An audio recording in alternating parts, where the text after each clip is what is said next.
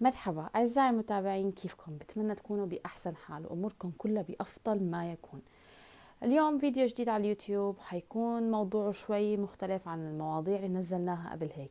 الموضوع اليوم هو نصيحة دراسية أو نصيحة لحتى نحن وعم نعمل امتحاناتنا نكون آه حتى نحن عم نعمل امتحاناتنا نقدر نجيب علامات أو ناخد علامات أحسن. اليوم الفيديو ما حيكون كتير طويل، حيكون فيديو قصير شوي، بس بتمنى انه يفيد الكل.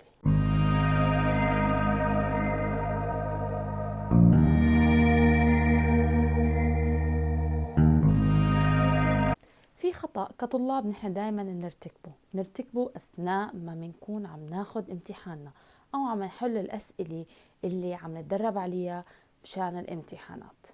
هذا الخطأ انه نحن ما بنركز اثناء ما بنكون عم نحل الاسئلة، وبالتالي بيصير عنا كتير كمية من الاخطاء رغم انه المعلومات اللي بنعرفها تكون كافية لتحل الامتحان. من فترة على صفحة الانستغرام نزلت صورة حتظهر الله. هاي الصورة كانت عبارة عن صورة لعرض مرضي من أعراض التيتانوس أو الكزاز. كتير منكم وسألت هذا العرض شو اسمه، كتير منكم كان بيعرف المعلومة الصح إنه هذا العرض تابع للتيتانوس أو الكزاز، لكن كتير منكم ما انتبهوا شو هو السؤال أو شو هو الجواب اللي لازم يجاوب. أنا ما عم بسألكم شو التشخيص، أنا عم بسألكم شو اسم هذا العرض، شو اسم هاي الساين. ورغم انه هو ساين كتير شائع بالتتنس والساين الاساسي بالتتنس، الا كتار منكم ما عرف يجاوب الجواب الصح لانه ببساطة ما كان مركز اصلا شو هو السؤال اللي انا فعليا عم بسأله.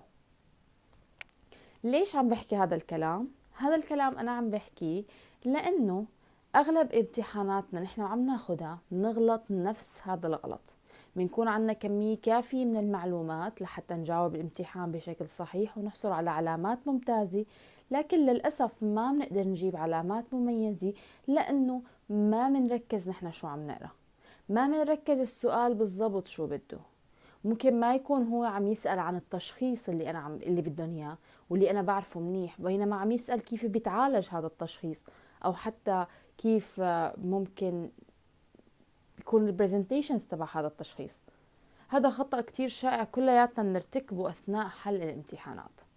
طيب شو الطريقة اللي بتخلينا نتجنب هذا الخطأ؟ أنا بالنسبة إلي خطأ دائما برتكبه، كنت وما زلت حتى برتكبه، حتى هلأ أنا وعم بعمل الأسئلة اللي بتحضرنا إلى امتحان الستيب 1 بغلط هذا الغلط كتير. بيكون عندي النولج والمعلومة وبعرفها، لكن للأسف لأني ما بكون مركزة السؤال شو بده، ببساطة بيطلع غلط الجواب.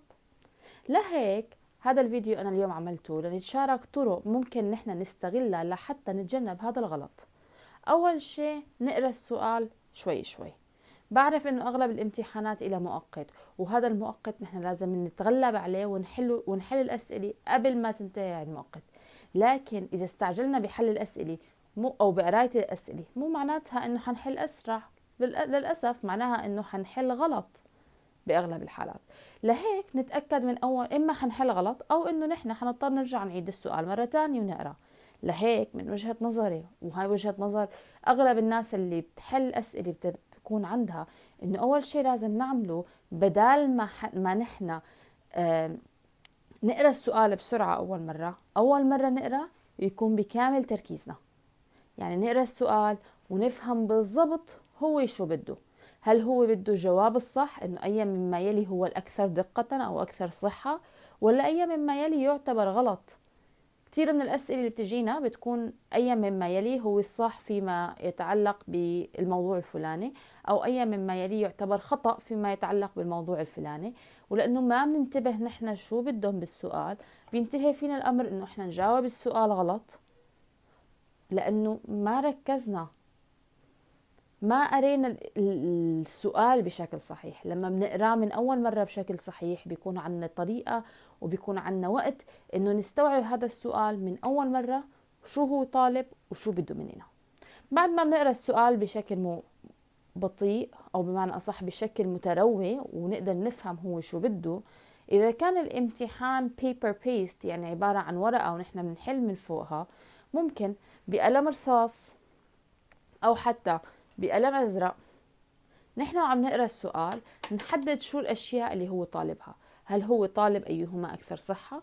هل هو عاطيني دائما الأسئلة بيكون فيها مثل هنتات صغيرة أو أدلة صغيرة على شو هو الحالة اللي نحن عم نحكي عنها. فهل يا ترى هو بده أيهما أكثر صحة؟ أيهما غلط؟ يا ترى هل هو عاطيني أي هنت بيساعدنا لأعرف شو التشخيص الصحيح بهاي الحالة؟ هل يا ترى هذا الموضوع اللي أنا عم بقراه هو عم يقراه، يعني هو كاتب لي السؤال، هل عاطيني معلومات مخفية داخل الأسئلة؟ الشغلة الثالثة هي إنه نحن نكتب جنب السؤال أشياء مهمة. كيف يعني؟ يعني نكتب إنه أنا قلت ما نضيع وقت طبعا بالكتابة دي كتير، لكن إنه نكتب هيك رؤوس أقلام للأشياء اللي ممكن تساعدنا بحل هذا السؤال اللي إحنا متوقعين تساعدنا. هذا طبعا إذا كان paper based. إذا كان computer based مثل step 1 و step 2 أغلب الامتحانات هاي دائما بيكون في خيار التظليل أثناء الحل. أثناء الحل إذا عملت رايت كليك على كلمة معينة غالبا بتتحول هاي الكلمة لكلمة جديدة، يعني بتتحول لكلمة ملونة كأنه عاملين لها هايلايت. إذا عملنا هذا الشيء بنعود نحن وعم نقرأ السؤال من أول مرة عرفنا شو الهيدلاينز المطلوبة نقدر نحل مزبوط. غالبا كمان بيكون في قسم للنوتات جنبه، أو بيكون عاطيننا ورقة هني لحتى نستعملها. ممكن نستعمل هاي الورقة لنكتب الأشياء الأساسية بالسؤال. بعيدا عن هذا الموضوع كله، إنه لما نقرأ الخيارات نقراها بتروي، مثل ما قرينا السؤال بتروي لازم نقرأ الخيارات بتروي. كيف بنقراها بتروي؟ نقرأ كل سؤال بسؤال، كل خيار بخياره، وبعد ما نقراهم نكون قادرين إذا قدرنا نعرف كل سؤال لأي شغلة تابعة. يعني مثلا غالبا بيسألونا هني مثلا سؤال لنفرض انه عن مرض معين بالباثوفيزيولوجي اللي تابع وراه. اذا نحن بنعرف، اذا قدرنا نعرف مثلا، اذا هني عطينا 4 خيارات وقدرنا نعرف انه الخيار A والخيار C مثلا هدول الاثنين تابعين للمرض الفلاني وليس للمرض اللي هني عم يسألوا عليه بالسؤال، هذا الشيء بيساعدنا انه احنا نتنازل عن خيارين او نتغاضى عنهم، لان احنا تاكدنا انه هدول ما لهم تابعين للسؤال.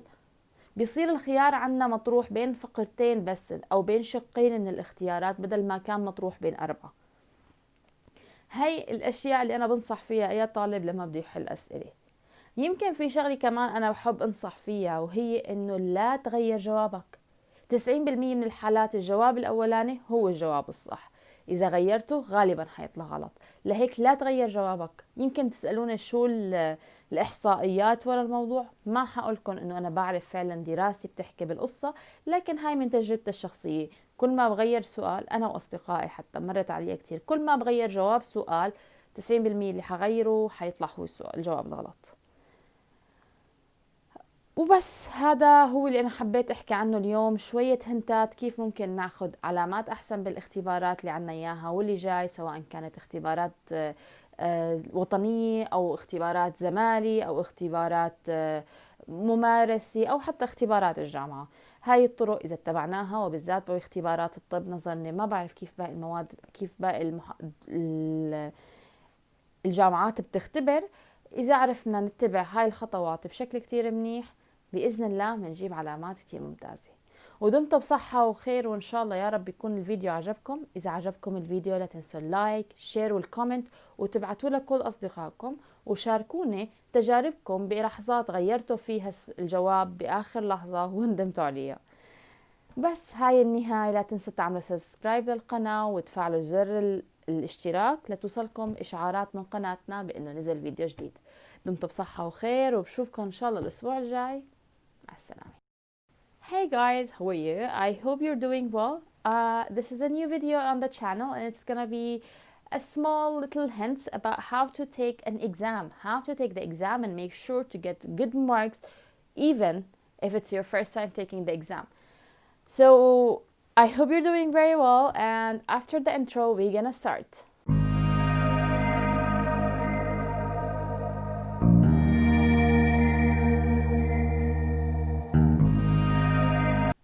A lot of us do this mistake, either while taking the exam or while doing the questions, like the experimental question for exam, or while studying for the exam. We all go through this. That's why I decided today to do this video with a specific hint from my study that I figure out when I do, I always get better marks. First, a couple days ago, I asked a question on Instagram with a picture. I will try to put it on the corner, inshallah, I know how. And this question was asking about a specific sign of tetanus. And everyone was very proudly knowing the answer, which is tetanus. Where my question was not what is this diagnosis or what is this disease. It was what is this sign. I was asking about specific sign happen inside tetanus or within tetanus, within the presentation, not your diagnosis. And from here, the idea of the video came out. We all do these mistakes. We all fall for it. We all, while studying, we ignore, or while even doing the exam, we ignore the question. So we end up within reading the case, directly when we figure out the note, like the disease, we directly go to choose the question or write the answer that's followed this thing we figured out. And here happen the mistakes. Our knowledge might be very enough to do the question, but because we do it very in hurry and without enough focus, we do not understand what do they want exactly from this question, and we end up doing a wrong answer just because we didn't focus enough. So how to avoid this? I know a lot of the exams have enough time, and the timers always make us stress, so we want to do the question as fast as possible from the first time. So we end up reading the question very quickly, scanning it with our eyes without focusing on what's necessary. And this is a very big mistake and a very big issue. Although the timer is very important, if you do not spend enough time reading the question in first time, you will lose more time later to remember the details and actually go on and read the question again rather than knowing everything from the first time.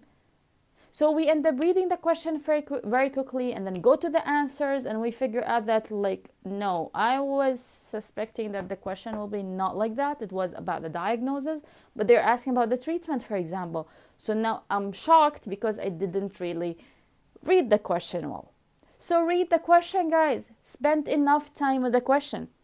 And if the question paper was and the exam was a paper based, then use a pen or a pencil to highlight the important notes, to highlight the important hints they sent to you within the question.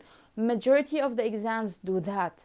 And when we do not figure out these hints, we end up losing a lot of marks for no reason, for a stupid reason. So highlight the important notes, and then if you have enough time, or even if you do not have enough time, try to write on the side specific things that might help you in doing this question. So if the question was asking about an equation, try to write the equation on top. If the question was asking about a specific disease, write to specific disease category. Try to remember the disease category if that's going to help you doing the question. I know that the timer is a very big trick, but doing this might actually help you do this question right and be guaranteed for you better than doing 20 question not sure of. 10 question you're sure of, getting a 50% sure of is better than taking 30% because you did the all question not unfocused and did them wrong. But if it's not paper-based, it's computer-based, majority of exams give you a note aspect, like a note side, or give you a paper to actually sketch on it. So use them. Make sure to use them to write the important things if that's needed. Majority of computer-based exams have this thing where you can highlight important things from the question. So use that. Do not, they didn't put it there just because they want to make sure that the exam looks cool. No, they did it because they want you to use it. So use it. When doing that, remember to highlight some specific hints they're giving you.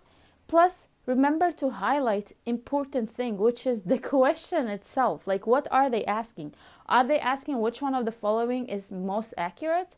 Or are they asking which one of the following is wrong? Because if they're asking which one of the following is most accurate and you end up doing it as which one of the following is wrong, you will get the question wrong. And vice versa. You will end up doing very stupid mistake just because you did not focus. So focus while reading the question. It's important. So after you did that, after you highlighted the question they are asking, after you figure out what did they want, after you highlighted the important hints and information from the question, now it's time to doing something else very importantly. You read the question carefully. Now read the choices carefully.